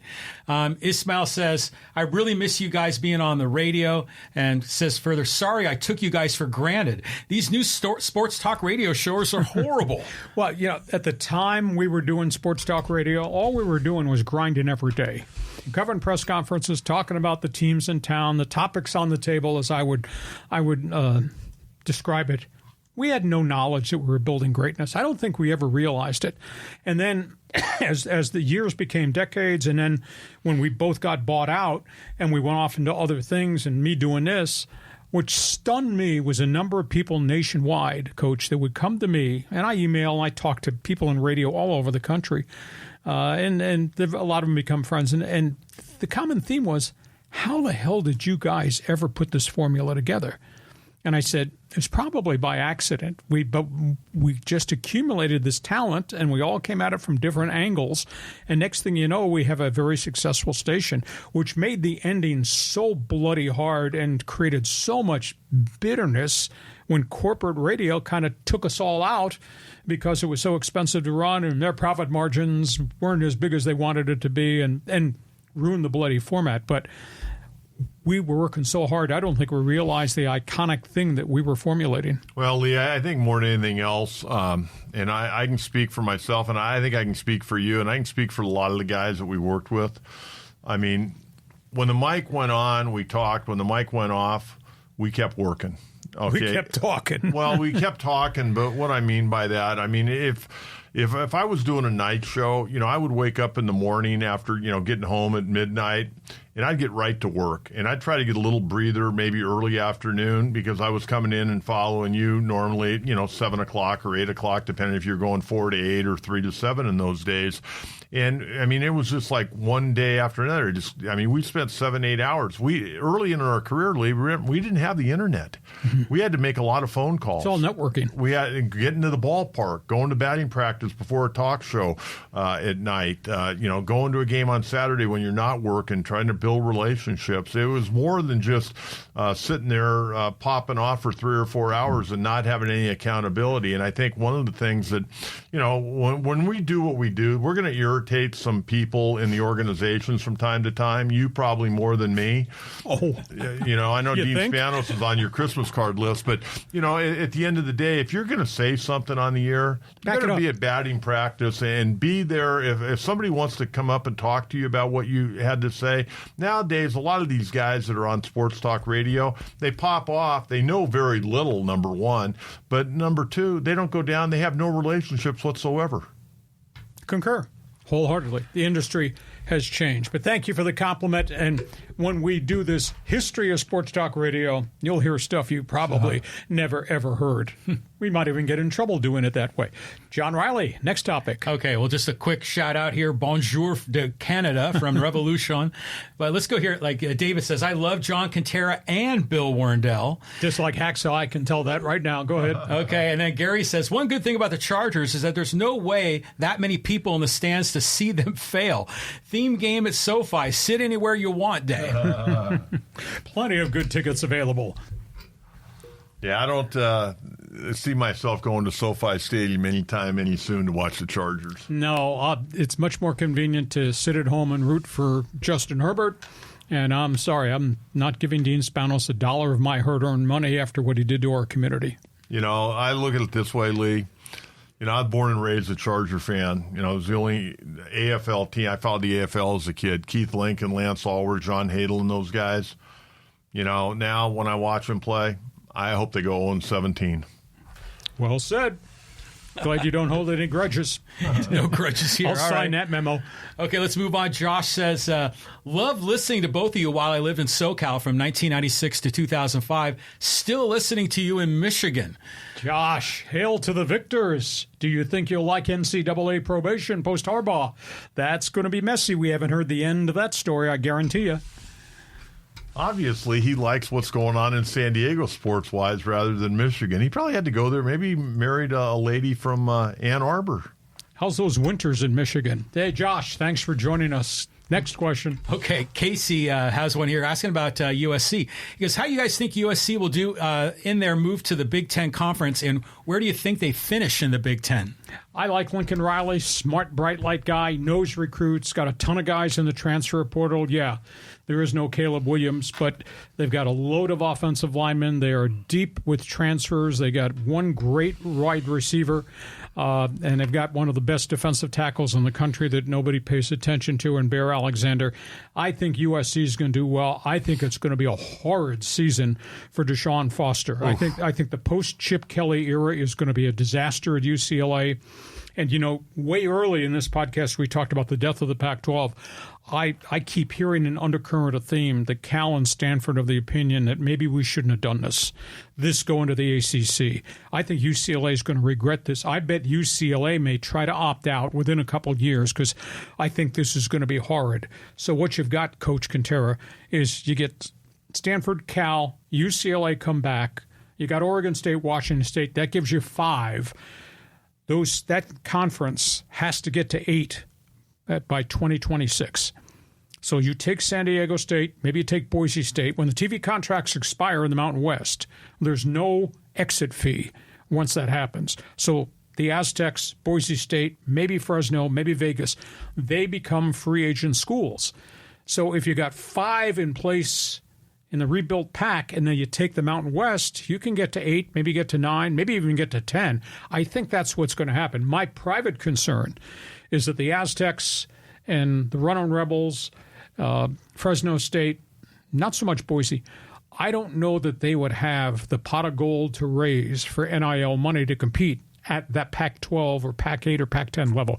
That's the only thing that really worries me. Well, I don't think a lot of schools are going to be able to do that, Lee. I mean, I see college football down the road, unless they get this NIL under control and transfer portal under control. I could see a lot of football programs dropping in the next 5 years. You know, the Texas El Pasos, the New Mexicos, the New Mexico States of that ilk. I could see them just dropping out.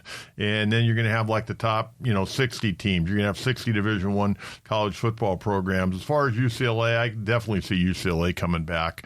I think this is going to be a disaster for them. Football-wise, I don't think they're ready to compete. I think Chip Kelly let that thing fall so bad, and he got out when the getting's good. He was told to get out. Yeah, but I mean, at the end of the day, you're a head coach, okay?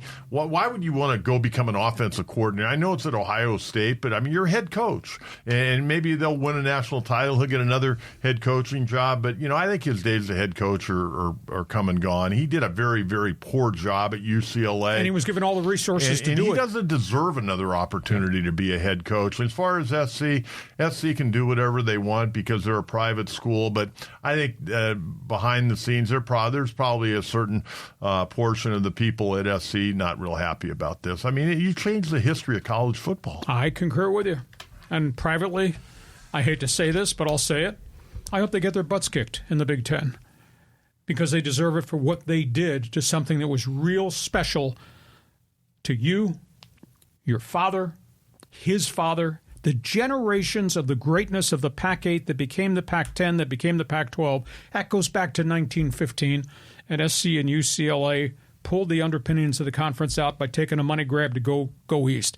If they all got their brains blown out, that'd be okay by me. I hope they come back. I don't think they're all going to come back, but I think you and I are on the same page, and a bunch of them say, oh, this is not good, this is not going to work, we're going to wind up coming back. John Marley. Keep going here. And Blake says, great to see and hear you guys. I miss the mighty 690 days in programs. Michael says, Coach, do you envision yourself going back to the radio anytime soon, or are you even interested in going back to that platform? Well, you always pick up the phone if somebody calls you, but nobody's calling. And the way sports talk radio is going, not only locally but nationally, those opportunities are few and far between. I'm not leaving San Diego. If one of the stations called, you're always going to listen, but I'm enjoying my life a great deal. I'm doing my own little podcast and hanging out with you and Saw. Life is good. And if I go back to work, great. If not, maybe I'll find something else in the sports industry. It's different.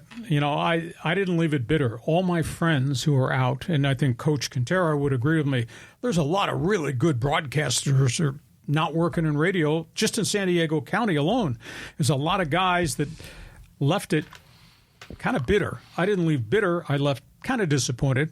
They took care of me financially. That's okay. The world changed, and now we're doing this. And this is the most amazing thing, that I'm doing this modern-day technology, and I still have my Royal manual typewriter in my garage, Coach. So it's just a different time and place. My only disappointment is corporate radio came in, ruined local radio, and ruined a lot of careers. And I just can't forgive the upper management people that did that, not just to me and you, but did it to all of our friends. Yeah, I mean, the last stop I had, normally when you're number one in the market and you're the lowest paid guy on the totem pole, usually you're up for the Employee of the Year. Instead, I got a pink slip. And to this day, I have no idea why I got fired. It certainly didn't have anything to do with my ratings because they were top notch. And it certainly didn't have anything to do with me making too much money. Yeah, concur with you. You got a pink slip. I got a brown envelope. Sign here. Make sure your office is cleared out within 2 days. Although I never parted badly with anybody who let me go. In fact, I'm still friends with the general managers that gave me the brown envelope to sign. But that being said, you made a mistake. You took talent off the air that shouldn't have been off the air. Same thing with him. But that's one man's opinion. John Riley. All these street free agents. Okay, here's a three-parter here talking a little bit about soccer. We'll go to Neil first. And he says, how do you think the required Apple TV subscription to watch games will affect the San Diego FC fan base growth once they start? Jason says, soccer talk. San Diego is not and never will be a soccer town. We are a football and baseball town. Also, I can't fathom any other team than the Chargers being our football team in San Diego. No, thank you. Okay, I'll just give you a quick response. We have enormous soccer following TV ratings, Yep. Whether that's Team USA or whether that's the creme de la creme, the World Cup. Phenomenal.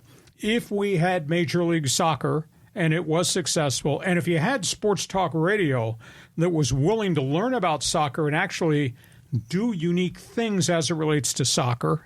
If I were king and I was doing my show, I'd cover everything, but I would also cover soccer a bit more extensively if we had MLS here or World Cup coming here or things of that nature.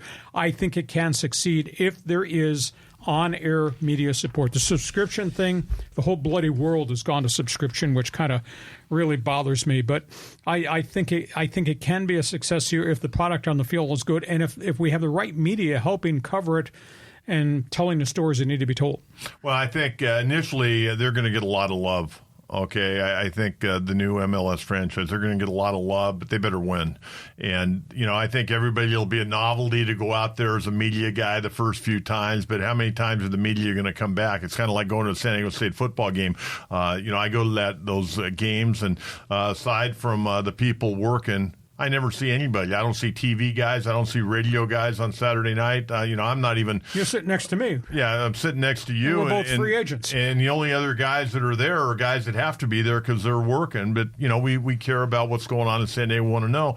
I think as far as subscriptions, I'm not going to. If they're on TV, I'm going to watch them, okay? I'm not going to go out of my way to buy another subscription. I pay enough in cable TV to watch all the sports stations that I do. But, I'm excited. I like soccer.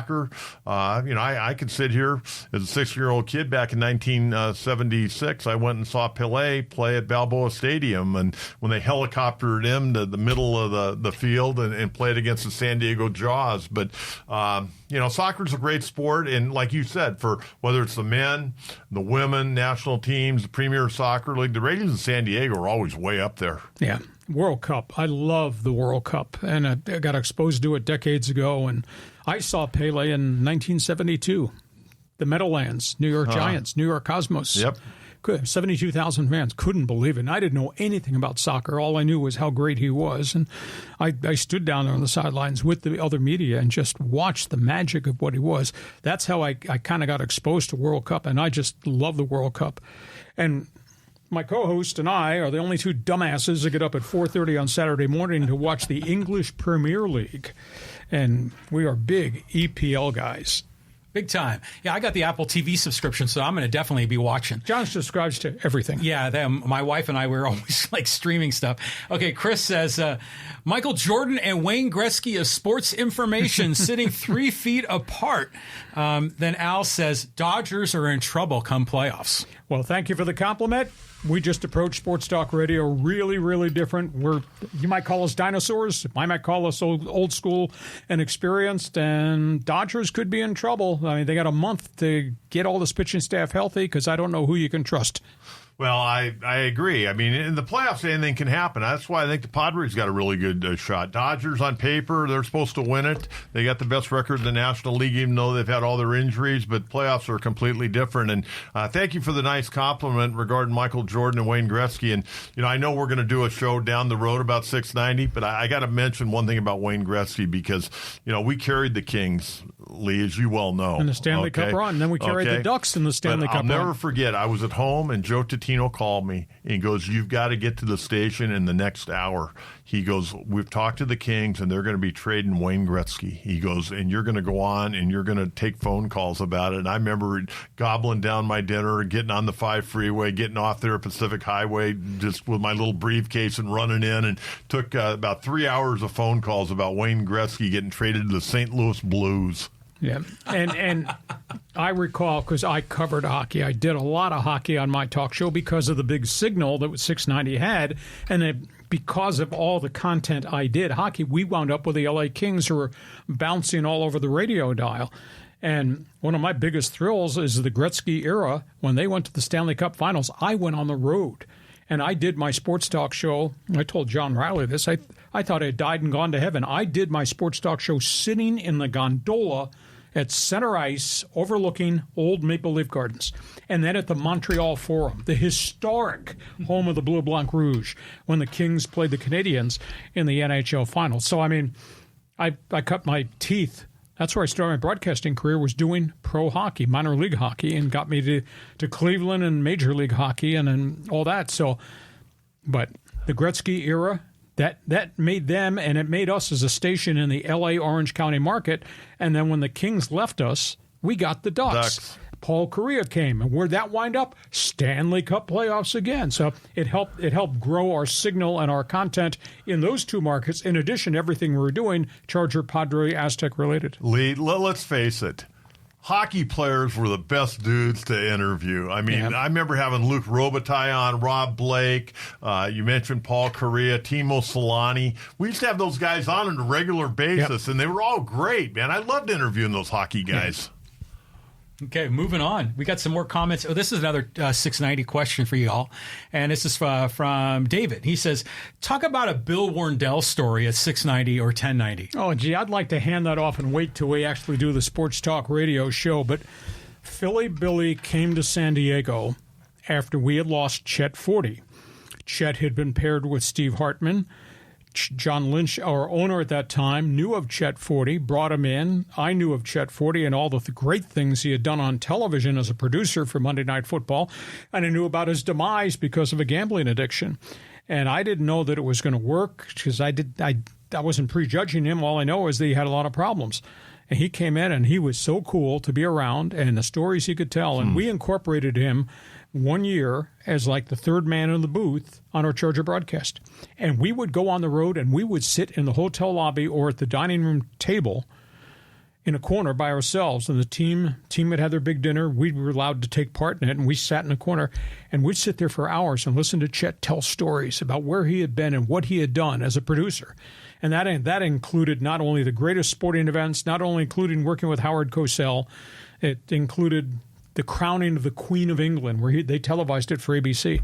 He did so many cool things. And then he obviously dropped dead of a heart attack.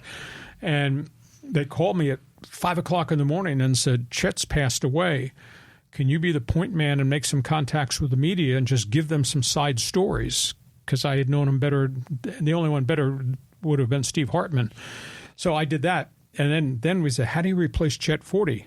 And I said, Philly Billy Warndell, a guy I had been using as an NFL draft expert, and he had worked freelance for Our Lads Draft Guide. I said, he's got a lot of the same ingredients as Chet. And Hartman had established his own persona, which was really cool. And he was an L.A. guy, and he drew from L.A.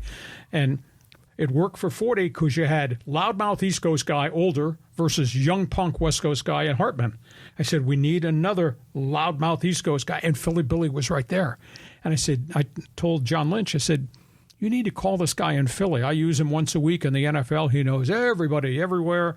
And he's got this bad accent. You can't understand him without a Philly cheesesteak sandwich in your hand. And so they hired Philly Billy. And Philly came in, and he just kind of hit the floor running just like Chet. It was, to me, it was a great success. And it was kind of by accident, but it was also by contact. Well, I think I'm going to save a lot of my stories. I spent a lot of time with Chet and with Steve. I used to go pick Chet up at his house, and we'd go to high school basketball games because his daughter, Jacqueline, went to high school with my oldest daughter, Brooke. And so we spent a lot of time away from the station.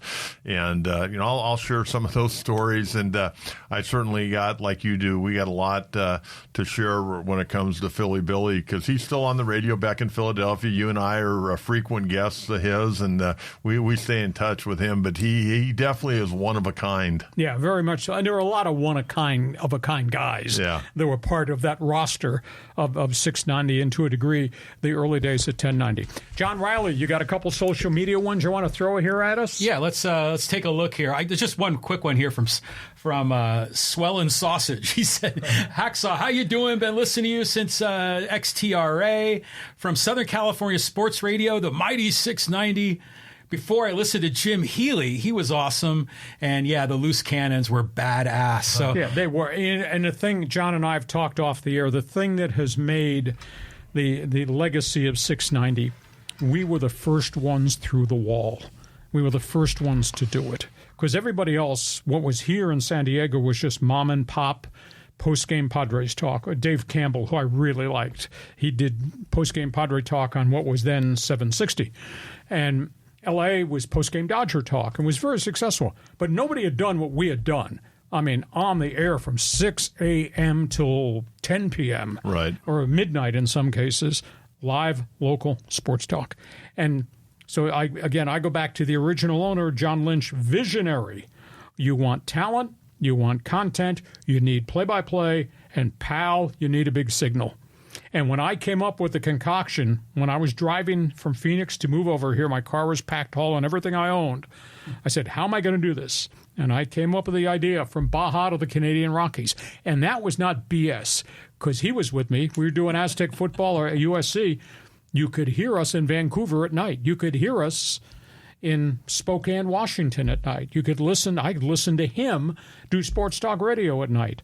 And then, because the signal was so powerful, it skipped. And I told John Riley this. I got a cassette of a guy in Lapland, which is northern Finland, who taped a Charger-Rams preseason game. And through all the crackle and static, you could hear me doing live drop-ins for Southwest Airlines during the Georgia broadcast. So it was Baja to the Canadian Rockies and beyond. Well, and the other thing, we didn't have the rules, regular FCC, because, it was a Mexican-owned station, so they didn't have to turn their signal down at night. And, of course, I worked a lot of nights, Lee, and I remember several times getting phone calls from the Pacific Northwest way up there. I remember Rich Burke, who played junior college baseball for me. He most recently was on the Pac-12 network as a broadcaster. He called me one night when he was coming out from doing an Oregon State game up in Corvallis, because he turned on 690 up in Corvallis, Oregon, and it came through. So he gave his old coach a call. It was pretty cool. And we'll save the story about the guy who called from prison, who was allowed to make one call a week, didn't call home, didn't call his lawyer. He called our damn station to talk to the coach. That'll be another topic for another day. Social media, sound off here, John. Okay, let's get some social media. There's a good Raiders one in here. You guys always like talking Raiders. Where is it? Here it is. This is from Dave. He says, it's going to get ugly real quick. And I like that they're staying consistent for once, but not having Jacobs and no quarterback is going to get real ugly if they don't start producing W's. Adams might want to come out at the trading deadline. He's calling from the Raiders Nation. End of the day, they need another Tom Telesco draft.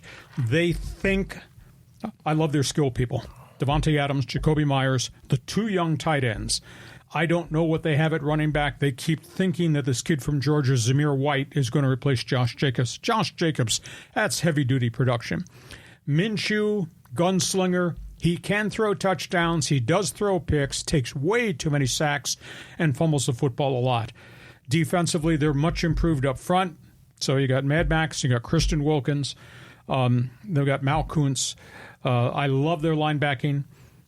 They think they're better athletically in the secondary, but I think they need another Tom Telesco draft. So for the Raider Nation perspective, what the hell, you don't care. You're going to be drunk. You're not going to pay attention to the game. Just come to the stadium. I think they'll be better. They just got to rein the mistakes and the turnovers, because that's what Minshew does, is make plays and make mistakes along the way. And the coach says, I think they finish in the cellar of the AFC West. I think Kansas City, obviously the class. I think Denver is going to be even better than the Chargers. I think Chargers finish third, and I think the Raiders finish fourth. I think the Chargers need another draft, another Ortiz draft, because they've still got questions to be answered. But Raider Nation, just remember, I didn't say that. He picked you to finish in last place. John Riley, next social media sound off. Okay, let's go to the Rams comments here. This is from the People America. It says, legit concerns. McVay has an understanding of offense that could avoid the concerns of the line with a quarterback like Stafford to go 500 a few games, but a whole season is likely a disaster in the NFL. Would love to discuss sometimes. Great questions. I think the huge question with the Rams is they've lost 3 offensive linemen in preseason. They've not had major injuries 2 years in a row. They got 3 of their 5 offensive guys out. One of them has now just been suspended by the league. At this late date, you can't go find offensive linemen. That's an issue. Puka Nacua has not played in preseason. Knee injury. And, of course, everybody has sealed their lips, won't talk about the extent of the injury. And the tight end, Tyler Higbee, is probably going to start on PUP, if not injured reserve. So they're down in a whole bunch of guys around Matthew Stafford. And by the way, we'll find out what life is going to be like post Aaron Donald. So I'm not going to project that they're going to have a garbage season, because I did that 2 years ago, and McVay coached all those kids together. But they went 2 straight years with hardly any big injuries, and this preseason has been just riddled with all kinds of problems. Well, Lee, let's take a look at their division. They're the second best team in the division, aren't they? Yeah. I mean, the 49ers are the class probably of the NFC this year. Mm-hmm. And, you know, I know they're dealing with the Ayuk situation, the Trent Williams situation, but they got a lot of talent there. I think the Rams are number 2, and then you got Arizona and you got Seattle. I don't expect much out of Arizona or Seattle. I mean, the Rams, there could be 4 wins right there between those 2 teams. Yeah, but you're asking Stafford to be able to hang in there with virtually an entire group of offensive linemen pass protecting him who are backups. But Sean McVay, you know what? Sean McVay's a good football coach. He's going to come up with a protection. Hey, when you're an offensive coach as good as he is, you have an offense for a team that can block, that can kind of block and can't block at all. Believe me, he will come up with something. Okay, and there may be trades between now and opening day, which is 10 days away. There were, I think, 3 trades today in the NFL. So there might be some deals for rental free agent linemen. But this lineman situation in front of Stafford really concerns me a great deal. John Riley, next social media sound off. Okay, let's talk about some of the new pitching rules that were proposed. And this is from Jim. He says, I'm old school, and I don't like any of the rule changes. And I mean, let the freaking pitcher hit. Pick off move as many times as you like. Can the pitch timer be related to the number of arm injuries? Well, those are all valid questions. Old school. So you got a manual typewriter in your garage too, don't you, Jim Daddy? End of the day, I like the pace of play rules. I think it's really helped the game. I don't know that making a guy throw every 18 seconds is the reason of all these elbow injuries and surgeries. I think it's more what they're doing with their pitches, and he can comment about the grip of the ball and the physical force on the elbow, what these guys are now doing in making pitches. It's not the Greg Maddux, Tom Glavine, John Smoltz type of pitching. I like the rule changes. I think both leagues need to be the same. I was happy the DH is there. I don't like this, quote, idea of everybody's got to go 6 innings. And there's a bunch of asterisks there. If you've given up, if you throw more than 100 pitches, you can be pulled before 6 innings. There's too much physical risk to impose that. But I think overall the rules have been made to improve the game itself. I don't have much of a beef with that, but the 6-inning thing I think that's messing with health, and I don't think we can go there. Coach? I have no problem with the pitch clock because everything got way slowed down. Yep. I mean, you don't need to be there at a ballpark till 10:15, 10:30 at night on a 7:10 start, okay? Now they're starting at 6:40. Fans can come out, they can take their kids and get home at a decent hour. I have no problem with that. As far as going over to first base only twice, got a problem with that, changing the game.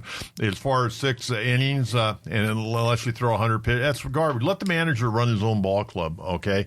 I'm tired of guys like Rob Manfred and all these people in baseball that sit around a table and they come up with new ideas all the time. Let the guys on the field dictate how the game is played. It's been a great game for 150 years, and the more they tinker with it, the more it's screwing the game up. I mean, I had no problem, number one, with the shift, but I'm glad the shift isn't in the game now. But really, it came down to a lot of pitchers or hitters, I should say, couldn't make an adjustment. But as far as pitching and injuries, Lee, I mean, that we could talk until the cows come home on that from the simple standpoint. Everybody's got to throw max velocity now. They don't add, they don't subtract. Guys, mechanics, especially guys out of the bullpen, they're throwing 100 miles. They're just trying to throw as hard as they possibly can. When they break down, they just bring in another guy that throws 100 miles an hour. I think, you got to have good 3 good quality pitchers to be a winner in the big leagues. You got guys throwing 5, 6, 7 different types of pitchers. I think that plays into it. But I think more than anything else, guys trying to throw as hard as they can every time they throw a fastball. Not good, and your body isn't made to throw a baseball. It's made to throw a softball, to be honest with you. And I kept track since the end of February when spring training opened, 53 Tommy John surgeries, either major league pitchers or hot prospects. 53. Yeah. That's 14 to 18 months I'm not gone. surprised, Lee. The mechanics are awful, and they train these guys poorly in the minor leagues. They train guys to be tired when they get to about 65, 70 pitches, or if they go 5 innings. They're mentally supposed to be tired. I mean, let guys go out there. The more you throw, the more you're going to build things up, but you can't throw, max velocity all the time. You got to add and subtract, and movement's more important than velocity. Any big league hitter with his saw can hit a fastball. But the movement is causing the arm breakdowns because the stuff is so wicked and got such bite and jump, but that causes stress here and here. Yeah, just take a little bit off and sink that ball a little bit better. You don't have to throw 95 miles an hour to get a good sinker. Take notes. There'll be an exam on this at the end of this podcast. Go ahead. Let's do one more social media. Okay, let's get a Charger comment here. And this is from Conrad. He says, this team won't even make the playoffs because they have no weapons. Maybe in a year or two, Harbaugh will turn it around. Well, I'm not sure that I buy that because I think Justin Herbert can make everybody around him better.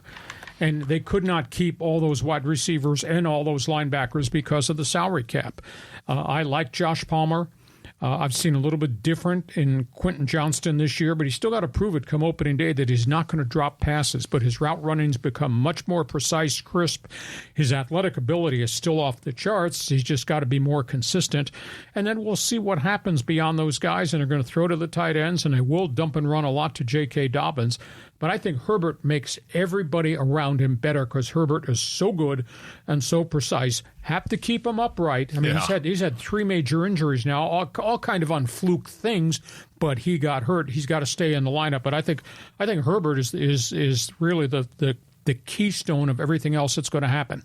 I'll tell you, Justin Herbert is, I don't want to say he surprised me, but I guess I'd have to use that adjective more than anything else. I thought he was going to be a pretty good quarterback coming out of Oregon. I didn't think he'd be as good as he really is. And I think this year is going to be interesting because he doesn't have a couple of his weapons that he's had. I mean, losing Keenan Allen was huge. Mike Williams, when he was in there, was productive, but he was another guy that was injury prone. It's going to be a growing year. Like I said, I think they come in 3rd in the division. I think they miss the playoffs this year, but I do think there are going to be some encouraging signs. This has been fun. I told you this would be fun, John Riley. This has been great, I think, for everybody on our live stream. If you like what we're doing, want you to subscribe, want you to share, tell everybody what we do Mondays at 1, Thursdays at 1 on the West Coast. Read my website. I write on it every day of the week. Want you also to join Hacksaw's Insiders Group.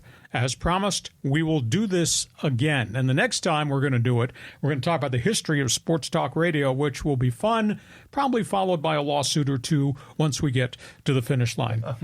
Hey, great to have you guys here. Hey, Lee, thanks for having me. And when we do that show regarding 690, there'll be no holes barred. And we hope you have enjoyed it. This podcast is brought to you by DIXIELINE Lumber and Home Centers. 9 stores to serve you in San Diego. You've got projects, they've got materials, you want ideas, these are the consultants to work with, DIXIELINE Lumber. We'll be back in here on Thursday, getting ready for the start of the NFL and the college football season. John Riley, thanks for driving this bus and not putting it into the barriers. We'll see you come Thursday. Come Thursday. Here we go. And thank you for joining us on Hacksaw's Headlines.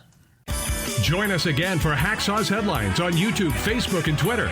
And find the audio version on your favorite podcast apps. Touchdown, San Diego! For more content, go to LeeHacksawHamilton.com.